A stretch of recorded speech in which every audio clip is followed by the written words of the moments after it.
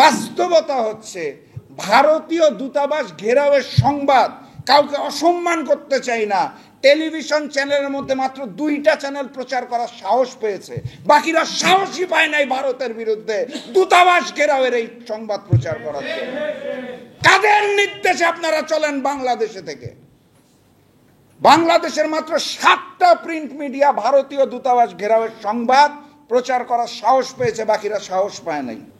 আমি আলেম ওলামাদের রাজপথে দেখেছিলাম আমার পাশে, আমাদের চারপাশে যখন গোলাগুলি হচ্ছিল, যখন আক্রমণ হচ্ছিল, আমি আমার চারপাশে অসংখ্য আলেম ওলামাদের দেখেছি, তাদের স্বীকৃতি আমি পাই নাই। ৭১-এর আগে আমাদের কোনো ইতিহাস নাই, কোনো ঐতিহ্য নাই, কোনো গল্প নাই। আমরা ব্রিটিশ দেখি নাই, আমরা ভারতবর্ষ দেখি নাই, আমরা ৪৭ দেখি নাই, আমরা ৫২ দেখিনি, ৬৯ও দেখি নাই।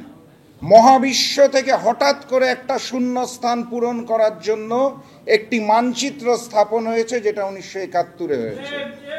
এর আগ পর্যন্ত আমাদের কোনো ইতিহাসও নাই, ঐতিহ্যও নাই।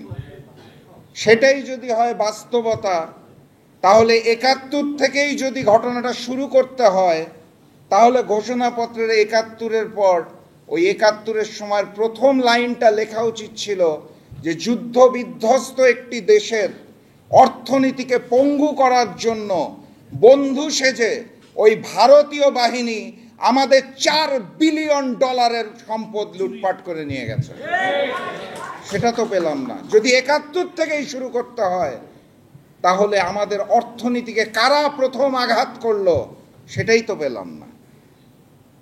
আচ্ছা, ধরে নিলাম সেটাও নাই। ৭১ থেকে শুরু হয়ে আমি ২৫ পর্যন্ত যদি আসি, তাহলে আমি সেখানে দেখতে পাই আমার দেশের ইতিহাসে একটা ছোট্ট দুষ্টু ছিল, তার নাম মুজিব, আর একটা মাঝারি দুষ্টু ছিল, তার নাম হচ্ছে হাসিনা। এত হালকাভাবে উপস্থাপন করা হয়েছে। আমার পরিবারে, আমার বাসায় আমার 2টা সন্তান আছে, একজনের 6 বছর, একজনের 4 বছর। আমি প্রতিদিন কাজ শেষ করে বাসায় যাওয়ার পর আমার 2 সন্তানকে জিজ্ঞেস করি, আজকে কে বেশি দুষ্টামি করেছো, কে কম করেছো? ওরা দুজন মারামারি করে আমাকে উত্তর দেয়, আজকে আমি বেশি দুষ্টু, ভাইও কম দুষ্টু। আমার ঘোষণাপত্র পড়ে মনে হয়েছে যে মুজিব হচ্ছে ছোট দুষ্টু আর হাসিনা হচ্ছে বড় দুষ্টু। এত হালকাভাবে আমরা বিষয়গুলোকে উপস্থাপন করেছি।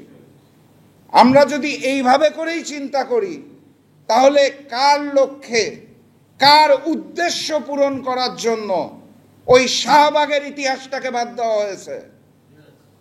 কার উদ্দেশ্য পূরণ করার জন্য পিলখানা গণহত্যাকে মুছে ফেলা হয়েছে? কাকে সন্তুষ্ট করার জন্য শাপলা গণহত্যাকে মুছে ফেলা হয়েছে? এই অন্তর্বর্তী সরকারকে তার জবাব দিতে হবে। আমি যদি অন্তর্বর্তী সরকারের লক্ষ্য উদ্দেশ্যকে ধরে নেই যে ৭১ থেকে বাকি সময়টাকে গতানুগতিকভাবে রেখে এই গণঅভ্যুত্থানটাকেই মূলত প্রায়োরিটি দেওয়া হয়েছে, সেখানেও তো আমি ভীষণ রকমের বৈষম্য দেখতে পাচ্ছি। যদি শুধুমাত্র এই গণঅভ্যুত্থানটাকেই প্রায়োরিটি দেওয়া হয়, সেখানেও তো আমি আমার শিক্ষক সম্প্রদায়ের নাম পাই নাই। ছাত্রদের সাথে শিক্ষকরা ছিল না? আমি আলেম ওলামাদের রাজপথে দেখেছিলাম আমার পাশে, আমাদের চারপাশে যখন গোলাগুলি হচ্ছিল, যখন আক্রমণ হচ্ছিল, আমি আমার চারপাশে অসংখ্য আলেম ওলামাদের দেখেছি, তাদের স্বীকৃতি আমি পাই নাই। আমাদের দরকার নাই। যারা কোনো রকম চাহিদা ছাড়া, যারা ভবিষ্যতে ক্ষমতায় আসতে চায় না, লুটপাট করতে চায় না, চাঁদাবাজি করতে চায় না, দেশের স্বার্থে যারা নেমে এসেছিল, যুদ্ধ শেষে আবার ফিরে গিয়েছে, সেই আলেম ওলামাদের স্বীকৃতিও তো আমি পেলাম না। তাহলে কাদের সন্তুষ্ট করার জন্য এই ঘোষণাপত্রটা করা হয়েছে? এই প্রশ্নটা থেকেই যাচ্ছে। দীর্ঘক্ষণ ধরে এই বিষয়গুলো নিয়ে আলোচনা হয়েছে, আপনারা শুনেছেন।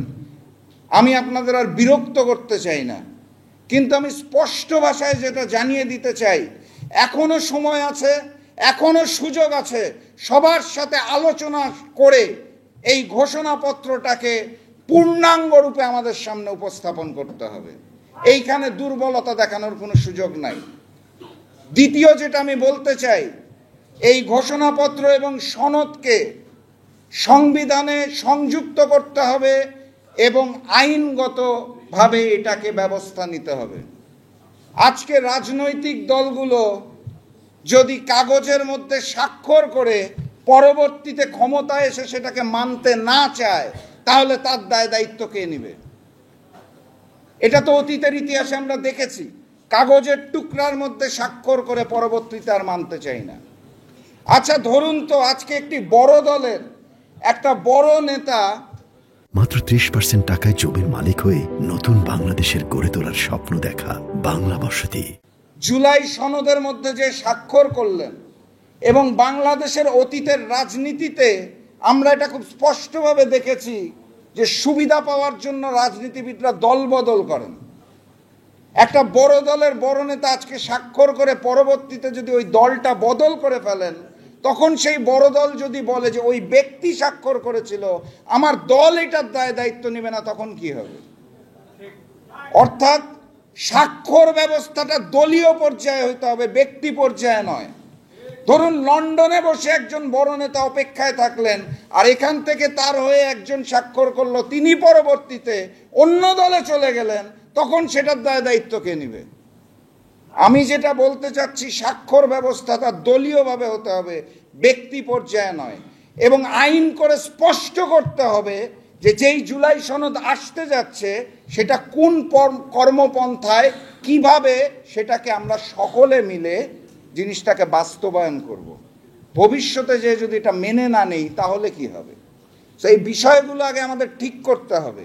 আমি আপনাদের বেশিক্ষণ বিরক্ত করব না, একটা ছোট গল্প বলতে চাই। সেটা হচ্ছে ফ্যাসিস্ট শেখ হাসিনাকে রাষ্ট্রীয় মর্যাদায় দিল্লি সরকার 1 বছর ধরে সেখানে রেখে দিয়েছেন। এটার প্রতিবাদে ফ্যাসিস্ট শেখ হাসিনাকে ফেরত দেওয়ার দাবিতে এবং ভারতীয় আগ্রাসনের বিরুদ্ধে আমাদের দল জাতীয় গণতান্ত্রিক পার্টি জাগপা আমরা 6ই আগস্ট ভারতীয় দূতাবাস ঘেরাও করতে গিয়েছিলাম। সেখানে এই যে আমার সামনে যে মিডিয়া আছে, এরকম অসংখ্য মিডিয়াকে আমি দেখতে পেয়েছি।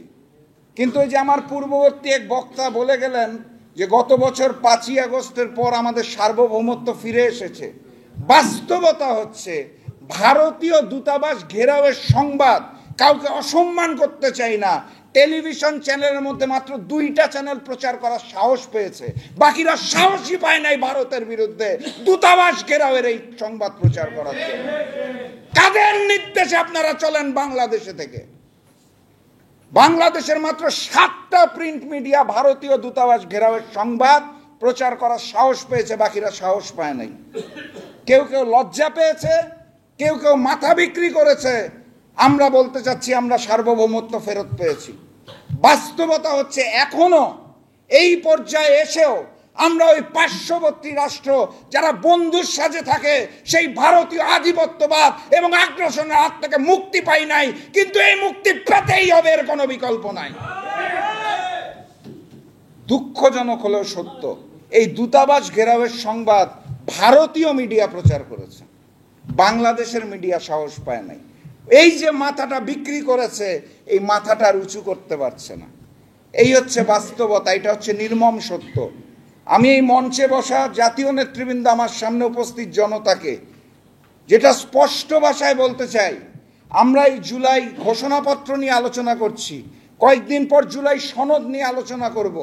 আমরা সংস্কার নিয়ে কথা বলছি, আমরা বিচার নিয়ে কথা বলছি, আমরা নির্বাচন চাইছি, আমরা দুর্নীতিমুক্ত বাংলাদেশ চাইছি, আমরা বাক স্বাধীনতা চাই, আমরা গণতন্ত্র চাই, আমরা মানবাধিকার চাই। সব কিছুর শেকড় যেখানে আটকে আছে তার নাম হচ্ছে হিন্দুস্তান। যুদ্ধটা সামনে থেকে আমরা দেখতে পেয়েছিলাম ওই সময় শেখ মুজিব, পরবর্তীতে শেখ হাসিনা। বাস্তবতা হচ্ছে বাংলাদেশকে করদ রাজ্য বানানোর জন্য ওই হিন্দুস্তান জন্মলগ্ন থেকে আমাদের পিছনে লেগে আছে। মূল যুদ্ধটা ওই হিন্দুস্তানের বিরুদ্ধে, এবং সেই যুদ্ধ জারি আছে, সেই বিপ্লব চলছে, এবং সেই বিপ্লবকে আমরা চূড়ান্ত পর্যায়ে নিয়ে যাব ইনশাআল্লাহ। এটার জন্য শক্তি অর্জন করতে হবে, ওই শিকড়টাকে ধারণ করতে হবে, আমাদের মূল শত্রুটাকে সেটা বুঝতে হবে। সেই হিন্দুস্তানের আধিপত্যবাদ এবং আগ্রাসনকে আমরা যদি শিকড় থেকে উপড়ে ফেলতে না পারি, তাহলে শুধু ক্ষমতার পালাবদল হবে। মুজিবের জায়গায় হাসিনা আসবে, হাসিনার জায়গায় হয়তো জয় আসবে, অথবা এখন যারা নতুন করে গণতন্ত্রের স্বপ্ন দেখাচ্ছে তাদের মধ্যেই আপনারা ওই ফ্যাসিবাদের রূপটাকে দেখতে পাবেন। এটা শুনতে খারাপ লাগতে পারে, এটা দুর্ভাগ্যজনক হতে পারে, কিন্তু বাস্তবতা এটাই। আমরা ভারতীয় আধিপত্যবাদ এবং আগ্রাসনের বিরুদ্ধে কথা বলতে পারি না, কথা বলতে চাই না। জাতীয় নেতারাও যদি রয়ে শয়ে পড়ে তখন উচ্চারণ করে পার্শ্ববর্তী রাষ্ট্র। আপনারা খেয়াল করে দেখবেন, ভারত নামটা উচ্চারণ করতে হিম্মত পায় না আমার দেশের মানুষ। বাংলাদেশে পড়ে ওই ভারতের সামনেই আমার মাথা নত করতে হবে। এই স্বাধীনতা এবং সার্বভৌমত্ব এই বাংলাদেশে চলবে না। এইটার জন্য হাজারো শহীদ রক্ত দেয় নাই।